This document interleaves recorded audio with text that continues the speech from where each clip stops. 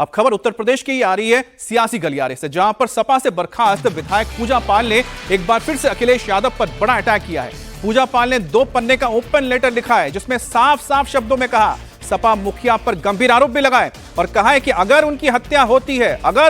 होती है तो उसके लिए अखिलेश यादव जिम्मेदार होंगे, समाजवादी पार्टी इसके लिए दोषी होगी। सपा से निष्कासित किए जाने के बाद से पूजा पाल अटैकिंग मोड में है, अखिलेश यादव पर गंभीर आरोप लगा रही हैं। पार्टी से निकाले जाने के बाद पूजा पाल ने सीएम योगी से मुलाकात की थी और अब अखिलेश यादव के नाम यह खुला लेटर उन्होंने लिखा है। लेटर में पति की तर्ज पर खुद की हत्या कराने की साजिश का आरोप भी लगाया है। पूजा पाल के 2 पन्ने वाले इस लेटर में सबसे अहम है धमकी और हत्या की आशंका वाली बात, जिसके मुताबिक एक बेकसूर विधवा, अनाथ, अति पिछड़े की बेटी पूजा पाल को समाजवादी पार्टी के लोग किस किस तरह से गंदी गंदी गालियां सोशल मीडिया पर देते हैं, यहां तक कि जान से मारने की धमकियां तक दी जाती हैं। संभव है मेरे पति की भांति मेरी भी हत्या कर दी जाए, यह कहना है उनका। यदि ऐसा होता है तो मैं सरकार से, प्रशासन से मांग करती हूं कि मेरी हत्या का वास्तविक दोषी समाजवादी पार्टी श्री अखिलेश यादव को माना जाए, और अगर मेरे पति की तरह मेरी हत्या होती है तो उसका दोषी भी समाजवादी पार्टी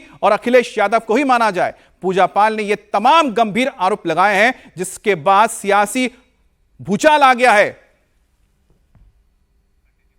अब पूजा पाल वर्सेस अखिलेश का यह पूरा चैप्टर भी सदन में किस तरह से शुरू हुआ वो भी आपको बताते हैं, क्योंकि इसके पीछे सिर्फ और सिर्फ एक स्पीच थी जिसमें पूजा पाल ने अतीक अहमद के खिलाफ एक्शन को लेकर सीएम योगी आदित्यनाथ की तारीफ कर दी थी। अखिलेश यादव ने पूजा पाल को सपा से इसके बाद निष्कासित कर दिया, जिसके बाद वो सीएम योगी से मिलने पहुंची और अब अखिलेश यादव पर यह बड़ा उन्होंने आरोप लगाया है, या कह सकते हैं कि लेटर बम फोड़ा है।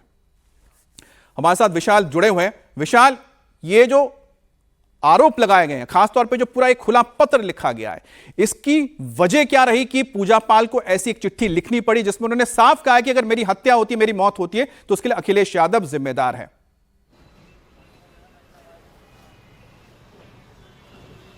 हमें देखिए 3 बार की विधायक हैं पूजा पाल, और सबसे महत्वपूर्ण बात यह है कि जिस दिन उत्तर प्रदेश विधानसभा का सत्र 24 घंटे चल रहा था, उसी समय रात्रि में जब पूजा पाल अपना संबोधन कर रही थी तो माफिया अतीक अहमद को लेकर के मुख्यमंत्री योगी आदित्यनाथ की जो जीरो टॉलरेंस की कार्रवाई है उसको लेकर के उन्होंने मुख्यमंत्री योगी आदित्यनाथ की तारीफ की, और सुबह होते होते समाजवादी पार्टी की तरफ से पूजा पाल को बाकायदा समाजवादी पार्टी से निष्कासित कर दिया गया। जब इंडिया टीवी ने पूजा पाल से निष्कासन के बाद बातचीत की थी तो उनका कहना था कि वो मुख्यमंत्री योगी आदित्यनाथ की तारीफ तो पहले भी कर चुकी हैं, खुले मन से कर चुकी हैं। तो ऐसे में सवाल ये उठता है कि क्या अतीक अहमद को लेकर के जो सवाल उन्होंने उठाया, जिस तरीके से मुख्यमंत्री योगी आदित्यनाथ की जीरो टॉलरेंस की तारीफ की, समाजवादी पार्टी इसी वजह से उनसे नाराज हो गई और उनसे बगैर किसी कारण के, बगैर उनसे कोई जवाब मांगे उनका निष्कासन कर दिया गया। उसके बाद से लगातार पूजा पाल समाजवादी पार्टी के साथ साथ समाजवादी पार्टी के सुप्रीमो अखिलेश यादव पर जबरदस्त तरीके से हमलावर हैं। मुख्यमंत्री योगी आदित्यनाथ से मुलाकात कर चुकी हैं और ये जो खुला पत्र लिखा गया है जिसमें उन्होंने इस बात की आशंका जाहिर की है कि अपने पति ही की तरह अगर उनकी भी हत्या होती है तो इसका दोषी उन्होंने किसी और को नहीं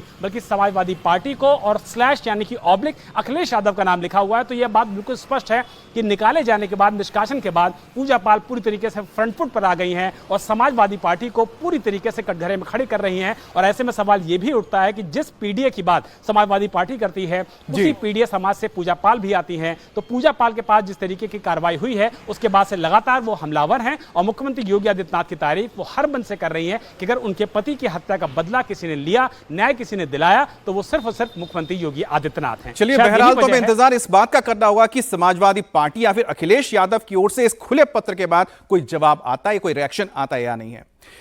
अब यूपी से एक और बड़ी खबर आ रही है। यूपी एसटीएफ ने 1 लाख के इनामी गैंगस्टर को एनकाउंटर में ढेर कर दिया। शंकर कनौजिया नाम है इसका, जिसे आजमगढ़ में एनकाउंटर में मार गिराया गया है। इस पर मर्डर, लूट, किडनैपिंग समेत कई मामले दर्ज थे। आजमगढ़ का रहने वाला कुख्यात बदमाश पुलिस के लिए चुनौती बना हुआ था और पिछले 14 साल से फरार चल रहा था।